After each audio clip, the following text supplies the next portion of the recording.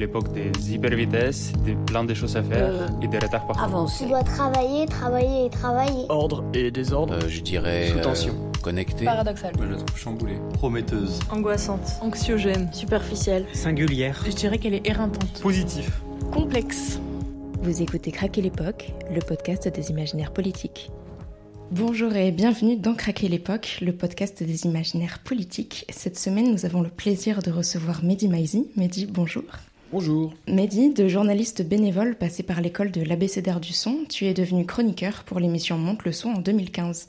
En parallèle, tu animes No Fun et La Sauce, une émission sur OKLM Radio. Après un passage chez Deezer où tu es chargé de gérer les playlists éditoriales rap, tu t'inspires de Burger Quiz pour animer l'iconique émission Rap Jeu.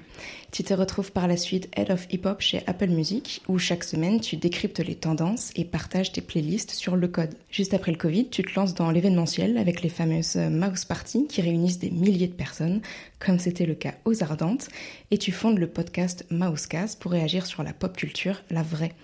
Quand tu ne reçois personne à ton micro, tu écris. Ton premier livre, Rap français, une exploration en 100 albums, paraît en 2016 chez Le Mot et le Reste. Et à travers une anthologie d'albums marquants, tu détailles les différentes tendances qui ont composé le rap français, comment il s'est diversifié, tu parles de son âge d'or, de ses tentatives pour se renouveler sans cesse. Et cette année, tu te replonges dans l'écriture d'un deuxième livre en publiant Le rap à gagner, à quel prix, aux éditions La Fabrique. En 200 pages, tu reprends point par point, partie par partie, les moments clés dans l'histoire du rap francophone, ses mutations et ses nouveaux enjeux pour subsister en tant que genre musical irréductiblement subversif. Est-ce que ce résumé déjà te convient, Mehdi ? Il est mieux que ce que j'aurais pu imaginer et écrire, donc bien sûr, il me convient parfaitement. Merci beaucoup. Et première question bis, toute simple, c'est quoi le premier morceau de musique que tu te rappelles avoir écouté ?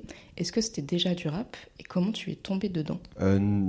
Évidemment que je m'en souviens pas, mais je pense que la chose la plus facile, évidente, c'est pas un morceau mais c'est un artiste, c'est Michael Jackson qui était un peu omniprésent. Je suis né en 86, donc il y avait vraiment moi je l'ai découvert quand il était déjà, j'ai découvert Michael Jackson, mais je veux dire, j'ai appris qui il était quand c'était déjà King of Pop et la plus grande star du monde et de l'univers, donc je crois que le premier souvenir même pop que j'ai, c'est Michael Jackson en réalité. Mais après un morceau rap dont je me souviens, je pense que c'est Bouge de là de MC Solar. Je pense que c'est le premier rappeur dont j'ai un souvenir. En plus, je me souviens de l'identifier en tant que rappeur. Je me souviens que c'est vraiment le premier rappeur français populaire. Donc, on en parlait comme ça. Donc, je pense que c'est un des premiers morceaux que j'ai écouté et dont je me souviens. C'est clairement pas le premier que j'ai écouté dans l'absolu, mais en tout cas, j'ai un souvenir assez clair d'MC Solar qui rentre vraiment dans la pop culture française au début des années 90. Ouais. Et moi qui ai 5-6 ans à cette époque-là. Voilà. Alors, on l'a vu dans plusieurs interviews, tu plaisantes parfois en te comparant à Vald, qui est un peu... la petite métaphore de Vald, qui est devenu un peu une star presque, qui est rentrée dans un système presque par erreur, tu dis, avec des grands guillemets, avec son tube désaccordé. Et toi, tu fais un peu un parallèle avec ça en expliquant que toi-même, tu t'es retrouvé un peu dans cette espèce de star system à occuper la place que tu occupes actuellement dans le journalisme rap. Comment est-ce que tu expliques un peu toi aussi quel est ton désaccordé ? Bon, je pense que c'est Rap Jeu, mon désaccordé. Je pense que quand j'ai dit ça, sans toute proportion gardée bien sûr, mais c'est un peu le côté où quand tu commences, tu l'as dit, j'ai commencé à l'ABCDR du son, donc c'était vraiment un site quand même qui existe encore d'ailleurs, même si moi j'y travaille plus, mais qui était un site bénévole, quand même indé, assez pointu, et où moi j'écrivais des chroniques, on connaissait pas nos visages, donc il y avait quand même quelque chose d'assez, on était juste entre guillemets des chroniqueurs sur internet, avec un impact qui était assez limité. Parfois on était un peu lus, mais on faisait pas d'énormes visites. Je me souviens qu'à la fin des années 2000, on s'était un peu posé la question, est-ce qu'on essaye de monétiser l'ABCDR ? On avait vu une régie publicitaire qui nous avait dit, c'est cool ce que vous faites, mais en fait, il n'y a pas assez de trafic sur le site. Donc en fait, on était quand même sur un site qui était assez, pas dire méconnu, mais de niche, tout simplement. Et moi, c'est là que j'ai commencé, c'est là que j'étais à l'aise en réalité, et j'imaginais même pas en faire une carrière, puisque c'était même pas j'ai pas fait des études de journalisme, je pensais même pas que c'était possible. Donc je pense que pendant longtemps, c'est comme ça que j'imaginais un peu ma vie, genre avoir un travail, et puis de temps en temps écrire sur le rap et interviewer des artistes rap, et c'était cool, c'était un hobby, quoi. C'est ce que je faisais le week-end ou le soir. Et puis, en fait, le premier truc, c'est pas Rap Jeu, c'est quand Dailymotion est venu nous voir pour nous dire, écoutez, on aime bien ce que vous faites, l'ABCDR du son, vous êtes bon. Est-ce que vous voulez faire une vidéo, une émission pour nous ? Et donc là, c'était le premier moment en fait où j'ai commencé à toucher du doigt quelque chose de peut-être qu'en fait on peut essayer de faire quelque chose et peut-être que je peux quitter mon job et peut-être que ça peut pas marcher, mais juste on va s'amuser. Mais je pense que le moment où il y a eu un changement entre guillemets de statut, c'est Rap Jeu, je pense, parce qu'en fait quand t'arrives dans des vidéos où vraiment, avant, je pense que la BCDR, c'est sur Dailymotion déjà, c'est même pas sur YouTube. Donc, quand tu faisais 30 000 vues là-bas, c'était énorme en 2017. 16, non, c'était 14. C'est 2014 à 2017 que j'ai fait la BCDR sur Dailymotion. Bref, tu faisais 30 000, 40 000 vues. Quand on faisait 90 000 vues, c'était fou sur Dailymotion. Donc, de ça, tu passes, déjà, il y a eu OKLM avant, où en fait, c'était quand même, tu sais, sur un média, tous les jours, j'avais une quotidienne qui a 1 million d'abonnés, donc t'es partagé, donc t'es quand même beaucoup plus identifié. Mais après, Rap Jeu, ça a été des vidéos à 500 000, 1 million, 3 millions, 4 millions de vues, je crois, pour la plus grosse. Donc là, t'es un peu, ça change, quoi. C'est-à-dire que t'es un peu propulsé, t'es identifié par des gens qui savent pas qui est Salif, et c'est pas très grave, dans l'absolu. Mais c'est-à-dire qu'en fait, à la base, moi, c'est ça, c'est-à-dire que les gens qui me, déjà, personne me reconnaissait déjà, et quand on me reconnaissait, c'était vraiment pour parler de rap. Et là, en fait, t'as fait une vidéo avec Yvick, Freddy Gladieux, ou avec Kobalade qui a fait 3 millions de vues, et du coup, t'es dans le paysage, non pas pop, loin de là, mais dans le paysage rap, en fait. Et donc, c'est un peu différent parce que t'as un statut où plein de gens peuvent te connaître sans forcément savoir vraiment qui tu es et quel est ton travail. Donc, je pense que mon désaccordé, c'est Rap Jeu. Pour répondre très longuement à ta question, voilà, en gros. On l'a un peu évoqué en introduction, mais tu avais déjà publié un premier livre. Et alors, aujourd'hui, tu reviens avec un second. Alors, premièrement, qu'est-ce qui t'a poussé des années après à réitérer l'expérience? Et pourquoi ce choix d'avoir publié aux éditions La Fabrique? Alors déjà, ce qui m'a poussé, en fait, c'est les éditions La Fabrique. C'est une personne là-bas qui s'appelle Stella, qui en fait suit mon travail depuis longtemps, je crois, et on se parlait. Et ça faisait longtemps qu'elle me tannait un peu pour écrire. Et en fait, moi, j'avais refusé plusieurs projets de livres en fait depuis 2015. Quelques personnes m'avaient proposé de faire un livre, mais vous savez, ces livres en fait, on aimerait bien faire un beau livre avec toi. En fait, c'est un livre où en gros tu mets ton nom, il y a plein de belles images et t'écris quelques textes, et ça m'intéressait pas parce qu'en fait déjà j'avais pas trop le temps pour écrire et j'avais pas envie de faire un livre pour faire un livre. Donc j'avais vraiment complètement mis ça de côté. Et puis elle est revenue, elle m'a presque harcelé, on peut le dire. Elle le dit elle-même, donc je pense pas trahir. Et en fait, elle m'a beaucoup relancé là-dessus. Et en fait, elle me disait, oui, c'est cool ce que tu fais, j'aime bien ce que tu fais, mais je pense que ce serait bien un moment que tu prennes du temps pour toi et que tu essayes d'analyser un peu ce que tu vis et ce que le rap vit. Et donc, en parlant avec elle, je me suis dit que c'était plutôt qu'une question de maison d'édition ou quoi, c'était vraiment elle qui m'a convaincu, en fait, juste d'écrire. Et là, ça a été le deuxième étape, ça a été se remettre à écrire. Et franchement, on parle d'un livre qui fait 200 pages, c'est pas, ça se lit rapidement, ça a été très douloureux à écrire. Parce que moi ça fait 10 ans que je parle dans un micro comme ça tous les jours quasiment. Donc ça c'est devenu facile, et écrire c'est devenu vraiment dur. C'est-à-dire que la machine elle était complètement rouillée. Donc pour écrire ça, alors que Olivier était globalement assez en place, et je pense qu'il y a plein de gens qui suivent mes émissions qui m'ont dit en fait j'ai aimé le livre, mais c'est vrai que ce qui est cool c'est que plein de choses dont tu as déjà parlé dans tes émissions, on le retrouve dans le livre en fait. Et en fait c'est un peu une manière de consolider ce que tu dis déjà depuis 10 ans. Donc les idées elles étaient claires, mais les poser sur papier ça a été long et fastidieux. Mais c'est vraiment une rencontre en fait avec Stella qui a déclenché tout ça en réalité. Pour rentrer en douceur un peu dans les propos de ton livre, une petite question un peu légère. Il y a une particularité dans ton livre, c'est que à la fin de chacun des chapitres, tu fais une playlist en fait, où tu proposes plusieurs sons. Alors déjà, 2 petites questions. La première, c'est comment t'es venue cette idée, mais du coup, si là aujourd'hui je te dis c'est quoi ta playlist du jour, qu'est-ce que tu peux me répondre? Je vais répondre à la première, comme ça je gagne du temps pour la deuxième, mais l'idée, non, c'est surtout, en fait, je me dis aussi que quand on fait des émissions comme celle que je fais, on s'adresse quand même à un public rap. Parfois, je pense qu'on parle sans pédagogie dans nos émissions, où on s'adresse directement à un public un peu d'averti, donc on prend pas forcément de gants. Là, quand on écrit un livre, je me dis aussi que il y a potentiellement des gens qui vont tomber dessus ou qui vont avoir envie de le lire, pas parce qu'ils connaissent mon travail, mais peut-être parce qu'un média en a parlé, un podcast en a parlé. Et donc l'idée c'est aussi, le propos quand même ça reste la musique en réalité. Malgré l'espèce d'analyse que moi j'essaye de faire, moi mon but c'est quand même que les gens écoutent de la bonne musique, c'est vraiment ce que j'essaye de faire. Et donc dans le livre aussi, le premier chapitre il parle un peu du rap alternatif et de son héritage, et il y a plein de noms qui sont cités. Je pense que pour plein de personnes, James Delec ou Winter Zuko, c'est pas forcément évident. Alors que pour des scènes, c'est très clair. Donc c'est vraiment la volonté en fait d'illustrer et peut-être de donner envie aux gens d'aller concrètement voir ce qu'il y a derrière, parce que, et surtout qu'en plus aujourd'hui, si j'avais écrit ce livre il y a 30 ans, c'est-à-dire qu'il aurait fallu acheter pour une playlist 20 albums. Là aujourd'hui, en un clic, on peut vraiment écouter, c'est facile. Donc il y avait aussi la volonté, moi qui en plus travaille dans le streaming depuis 2017 maintenant, d'allier un petit peu ce que je fais au quotidien, c'est-à-dire essayer de faire découvrir de la musique aux gens, soit via des émissions, soit via des playlists, et donc de continuer à le faire dans le livre. Donc voilà, donc c'était un peu ça, la volonté derrière ça. Et ma playlist, en vrai, c'est un peu terrible parce que je pense que ce que j'écoute, c'est quand même beaucoup lié à l'actualité, vu qu'il y a des albums tout le temps et que c'est aussi mon travail de couvrir l'actualité. Donc là, j'écoute beaucoup d'albums de Vald, j'écoute d'albums de Jazzy Bass, j'écoute Igo, Un rappeur mortel que Vald m'a fait découvrir par ailleurs. Ouais, hein, j'écoute ça, j'écoute beaucoup de rap américain aussi. J'écoute Currency, Harry Fraud, j'écoute Saba et No ID, j'écoute tout ça en ce moment. Mais ouais, voilà. On va écouter du rap et tout ? Ouais. On va donc écouter un premier titre de ton choix, Mehdi. Il s'agit de Dicton égyptien. Écoute-moi trop bien. Yes. Jack.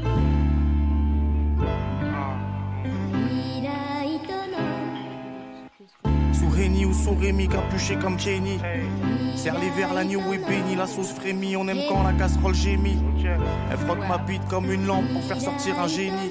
Sur son glitch geek, je me prends pour DJ Mehdi. Smoke la weed dans des bangs longs comme des DJ Ridou. Mène il vesquille et képi. Sur des feuilles, mes idées, je gribouille. Pour survivre, je taffe, je et je bidouille. Chérie, faut que je multiplie ces yébis. Le studio est ma chrysalide. Dedans, chaque minute se cristallise. Ils disent que l'homme craint le temps, mais que le temps craint les pyramides.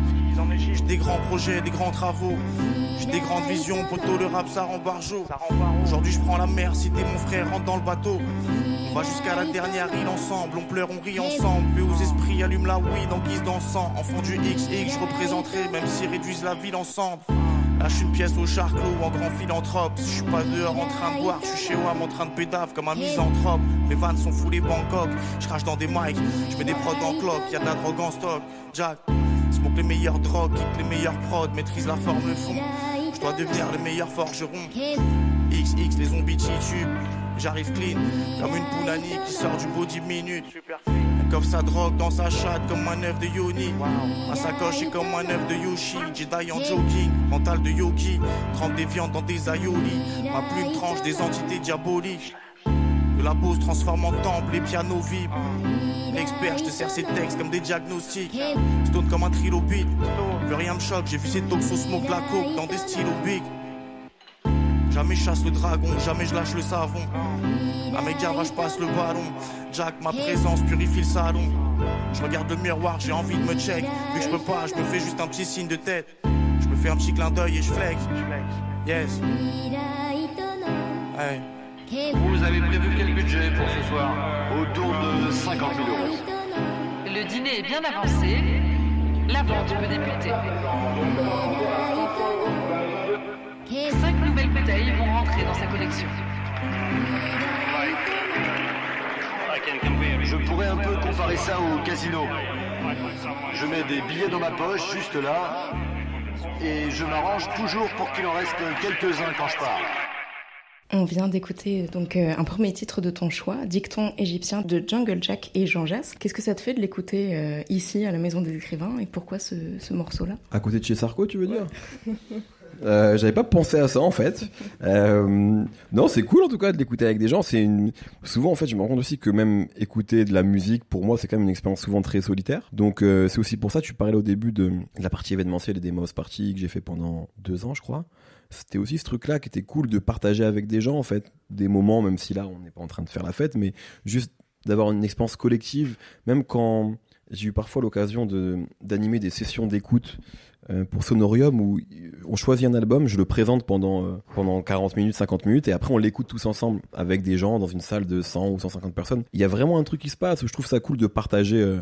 Donc plus que le lieu, ce qui est cool je pense c'est de le vivre collectivement en fait. En vrai il y a parfois même des morceaux qui prennent je pense une autre dimension quand on les écoute avec d'autres personnes. Donc voilà. Et ces séances d'écoute collective, tu es assis ou vous êtes allongé? Je trouve que écouter allongé sur le sol de la musique, ça rend quelque chose ouais, plus fort. Une fois, ça avait été le cas. Okay. Une fois, on était allongé, effectivement. Ça peut sembler bizarre pour les gens qui nous écoutent, mais on était juste allongé.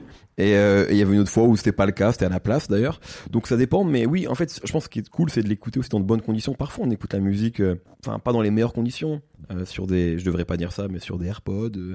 Donc c'est pas toujours, le son est pas toujours optimal. Quand on a la chance, parfois d'être avec du beau matos, des bonnes enceintes, il y a vraiment une différence quand même. Donc voilà. Mais j'écoute globalement la musique de manière assise. Voilà.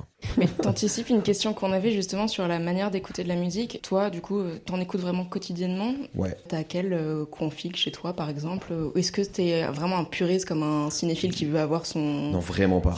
Vraiment pas. C'est-à-dire que j'écoute beaucoup de musique et je regarde beaucoup de films aussi, mais vraiment sur des... je suis vraiment pas un puriste du tout. J'écoute de la musique via mon téléphone et mes AirPods. Oui, j'ai des CD, des vinyles, mais ça m'attriste un peu, mais je suis plus du tout attaché aujourd'hui à l'objet. Même si j'ai des vinyles, et puis j'ai aussi la chance d'en recevoir ou de pouvoir en acheter parfois dans des pièces un peu cool, mais je veux dire, dans l'absolu, j'y suis pas tant attaché que ça. En fait, j'y étais vraiment attaché au CD quand il y avait que ça. Donc dans les années 2000, j'ai acheté énormément de CD. Puis en fait, quand c'est devenu plus simple d'écouter de la musique sur des téléphones ou des iPods à l'époque, j'ai complètement adopté ça en fait. C'était tellement dur, sans faire l'ancien, parce qu'il y a des gens, enfin, je suis même pas de la première génération d'éditeurs de rap, loin de là, mais je veux dire, c'était tellement dur d'avoir accès à tous les albums que je voulais écouter avant, que quand c'est devenu aussi simple qu'aujourd'hui, enfin, j'ai pris ça comme même si on peut critiquer le streaming à bien des égards, et peut-être qu'on en parlera d'ailleurs après, mais en tout cas, sur l'accès à la culture que tout ça permet, c'est incroyable. Et moi, en plus, j'ai grandi un peu à la campagne, en fait, pendant une partie de ma vie, dans l'Oise. Il y avait pas de Fnac à côté, il y avait pas de Cultura, il y avait un Leclerc pas loin de chez moi, où il n'y avait pas un choix de CD très important. Donc quand Internet est arrivé dans ma vie, et quand on a commencé à avoir un débit un peu raisonnable, franchement, je me souviens vraiment d'avoir... Quand je lançais des téléchargements pendant une nuit entière et je me réveillais, j'avais 3 albums. C'était vraiment, c'est incroyable, quoi. Et ça me faisait une semaine et je les réécoutais. Et je découvrais des albums qui étaient sortis 10, 15 ans, 20 ans avant ma naissance. Ça, vraiment, cette possibilité-là, elle était folle. Et en plus, parce que je trouvais de la curation sur Internet. C'est-à-dire qu'il y avait des gens sur des forums, avant les réseaux, en fait, qui disaient, OK, ça, c'est le top 10 des plus grands albums de tous les temps. Et en fait, vu que j'y connaissais rien, je croyais ces gars-là. Peut-être qu'ils disaient des conneries, mais en vrai, pas tant que ça, puisque ça m'a permis juste d'écouter les grands classiques, quoi. Et donc, Internet, vraiment, ça a été, pour beaucoup de gens, je suis pas une exception, mais vraiment un moyen je pense, de faire des sessions de rattrapage à vitesse grand V et de pouvoir se faire des discographies entières d'artistes en une nuit, en fait, ce qui était complètement fou. Et ce qui aujourd'hui est le cas, mais c'est même pas en une nuit, c'est en un clic, donc c'est démesuré, mais...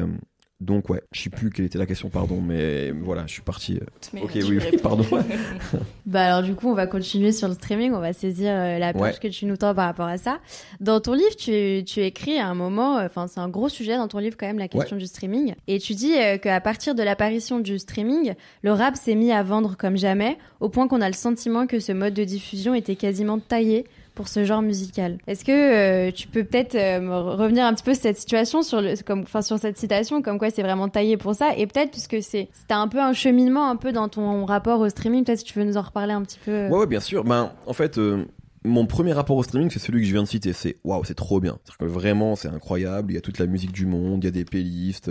Je peux voir ce que l'autre écoute. Il me fait découvrir de la musique. C'était vraiment purement positif et de la curation à ciel ouvert, quoi. C'était incroyable. Et donc oui, quand j'y taillais pour le rap, c'est qu'en fait, au départ, je vais prendre un peu des raccourcis, mais on va dire que globalement, le rap est une musique majoritairement écoutée par des jeunes. C'est pas que ça, mais c'est quand même le cas, et c'est encore pour ça. D'ailleurs, je pense que c'est la musique numéro 1, en tout cas en termes de chiffres, c'est que parce que j'ai toujours pensé que c'était les nouvelles générations qui dictaient un peu ce qui marchait. Et comme le rap est encore la musique numéro 1 chez les jeunes, quand le streaming est arrivé, les premières personnes qui se sont emparées du streaming, ce sont les jeunes générations. Et donc des gens qui écoutaient pas uniquement du rap, mais majoritairement du rap. Et c'est pour ça qu'on a vu un changement aussi radical entre une musique qui ne vendait plus de disques, et une musique qui a complètement recomposé le top 50 presque du jour au lendemain, entre vraiment 2016 et 2017. Et ça veut dire que les gens en 2016, 2015, 2014, ils n'avaient pas arrêté d'écouter du rap, mais leur écoute n'était plus comptabilisée en fait dans la manière de certifier les albums, etc. Puisque avant ça, le streaming existait, puisque les premières plateformes c'est Deezer et Spotify, et je crois que c'est 2008, je crois qu'elles se créent, un truc comme ça. Mais tout le monde n'y était pas. Moi, je crois que je prends un premier compte en streaming vers 2010.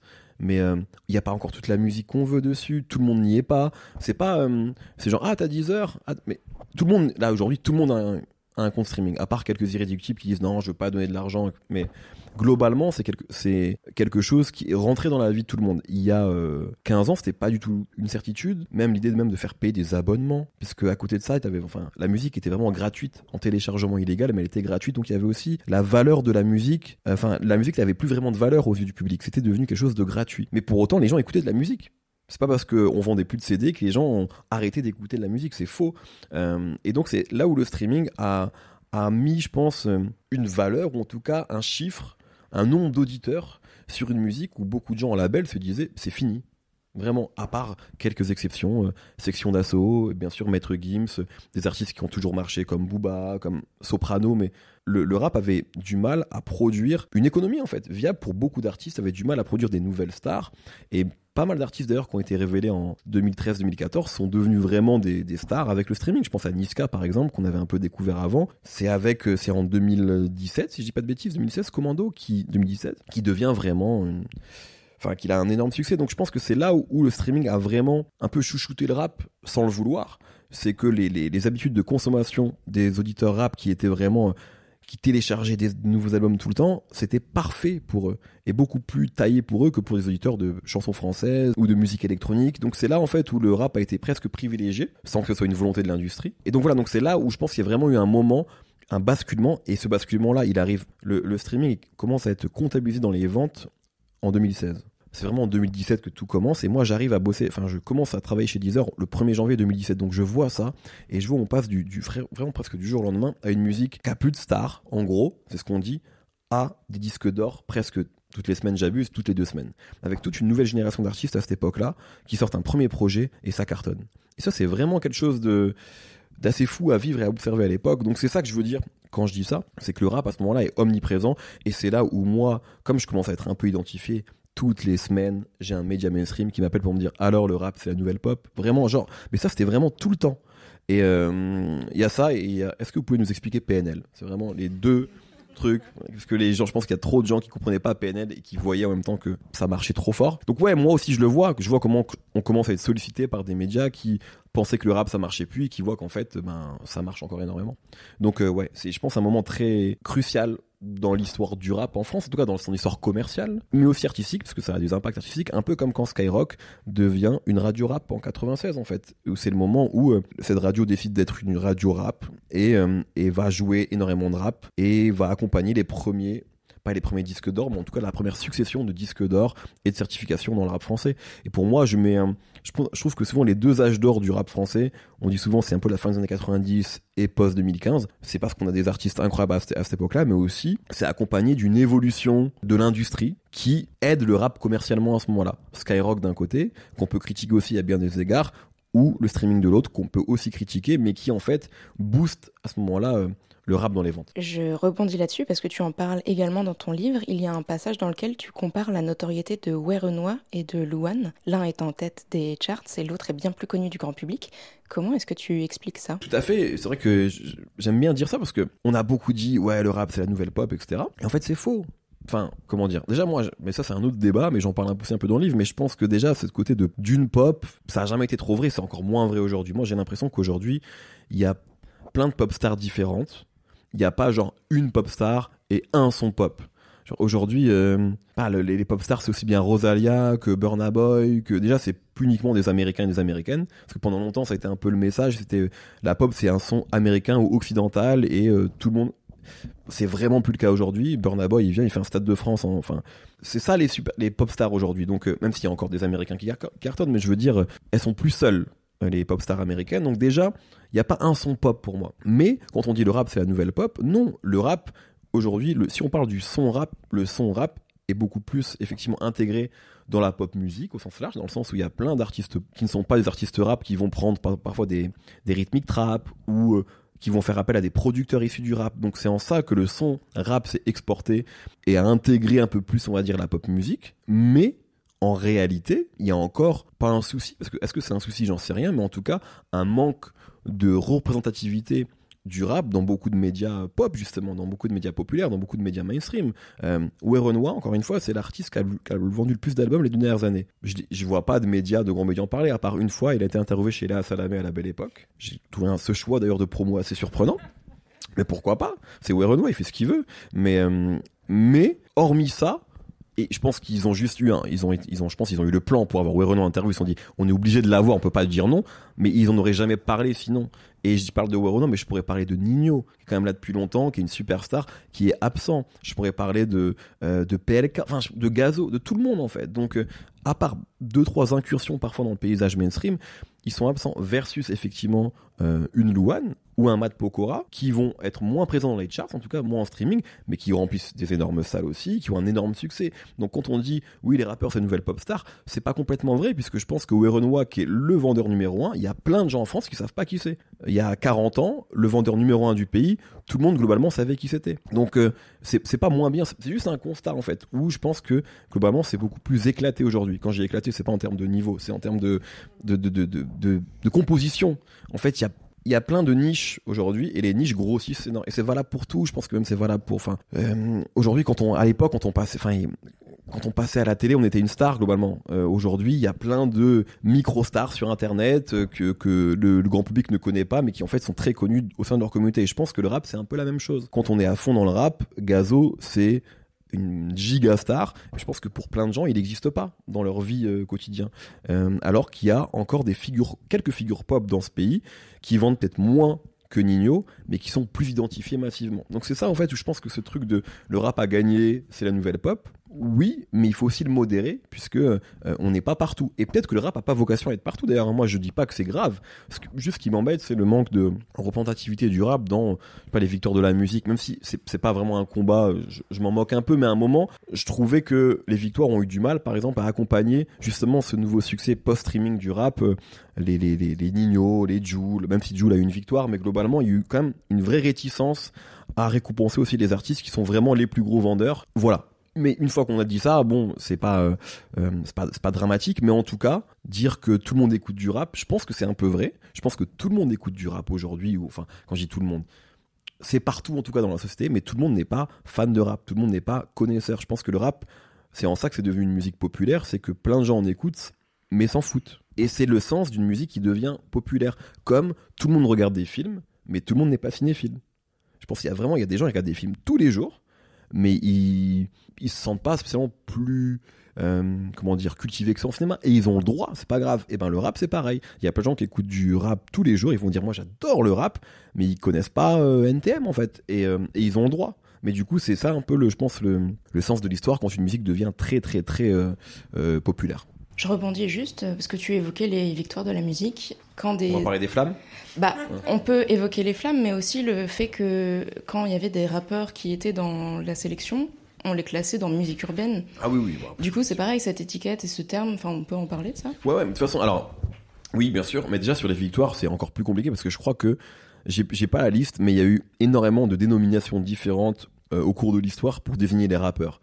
Vraiment, on peut reprendre ça se trouve facilement. C'est un terme qui dérange, en fait, le mot rap à la télé. Je pense qu'il y a un truc qui fait peur, en fait. Je pense que déjà, dans les années 90, il y a eu des incompréhensions assez folles vis-à-vis du rap, où je me souviens d'un des premiers articles, je crois que c'est François à l'époque, qui, début des années 90, quand le rap commence à être un petit peu plus identifié, à avoir des premiers succès, qui fait une cartographie du rap, avec des gangs. C'est-à-dire qu'en fait, vraiment, qui va affilier NTM à un gang dans le 93 et tel autre groupe en se trompant même sur la provenance des groupes. Donc, le rap a quand même, au départ, été vu à travers ce prisme-là, pas à travers un prisme musical. Il y avait beaucoup le prisme sociétal autour du rap, avec quelque chose même une incompréhension, parce que je trouve que le rap, quand on a parlé du rap en France, en tout cas au début, il y avait beaucoup le côté, le rap, c'est les banlieues, ce qui est d'ailleurs vrai en partie, mais c'est pas uniquement vrai. Par exemple, à Marseille, il n'y a pas de banlieue. Marseille, il y a des quartiers, mais qui viennent d'une ville qui s'appelle Marseille. C'est pas du tout la même composition qu'en région parisienne avec des banlieues. Donc déjà, c'est faux. Il y avait un côté, le rap, c'est forcément engagé. Donc on a beaucoup vu le rappeur à travers ce prisme-là. On leur a toujours demandé de s'engager pour tout. Mais le rap est aussi festif. Enfin, on n'a jamais vraiment parlé de musique quand on parlait de rap, au début, en tout cas.